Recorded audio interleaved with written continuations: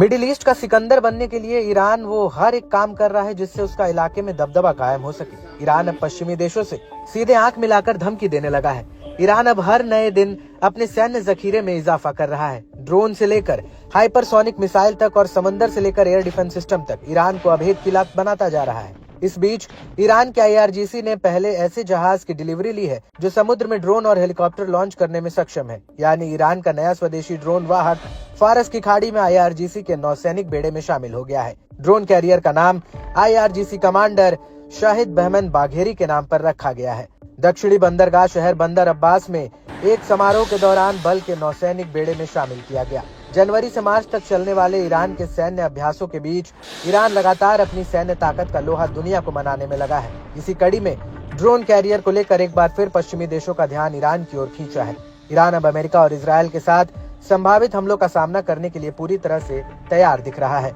आइए अब ईरान के नए ड्रोन कैरियर की खासियत जान लेते हैं। ये 180 मीटर लंबे रनवे से लैस है जो महासागरों में ड्रोन और हेलीकॉप्टर मिशनों के लिए एक मोबाइल नौसैनिक लॉन्चर के तौर पर काम करता है। इसकी ऑपरेशन लिमिट 22,000 समुद्री मील है। ये UAV के कई स्क्वाड्रन ले जाने, गश्त से लेकर लड़ाकू ड्रोन का इस्तेमाल करने में सक्षम है। ये 1 साल तक ईंधन भरे बिना भी ऑपरेट हो सकता है। हल्के और तेज लड़ाकू जहाजों को लॉन्च करने और अलग अलग प्रकार के लड़ाकू और हेलीकॉप्टर ले जाने में भी सक्षम है। ये कैरियर अलग अलग प्रकार के छोटे विमानों और वायु रक्षा मिसाइलों से जुड़ सकता है। ये छोटी और मध्यम दूरी की वायु रक्षा प्रणालियों के साथ साथ खुफिया उपकरण और एक उड़ान नियंत्रण टावर से लैस है।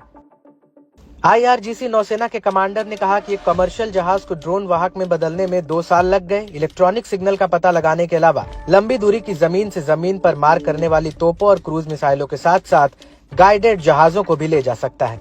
इस कैरियर में हॉस्पिटल जैसी सुविधा भी है। ये जहाज पिछले IRGC युद्धपोतों से अलग है। ये कोहरे और मोहजर 6 जैसे बड़े ड्रोन को लॉन्च और रिट्रीव कर सकता है। मालूम हो कि पिछले महीने ईरान की नौसेना ने अपना पहला सिग्नल खुफिया जहाज हासिल किया था। ये पहला सिग्नल इंटेलिजेंस जहाज है जो अब ईरान की नौसेना के लड़ाकू अभियानों में शामिल हो गया है।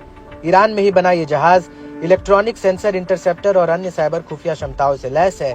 गौरतलब है कि इजरायल और अमेरिका से तनाव के बीच ईरान लगातार अपनी सैन्य ताकत को बढ़ा रहा है।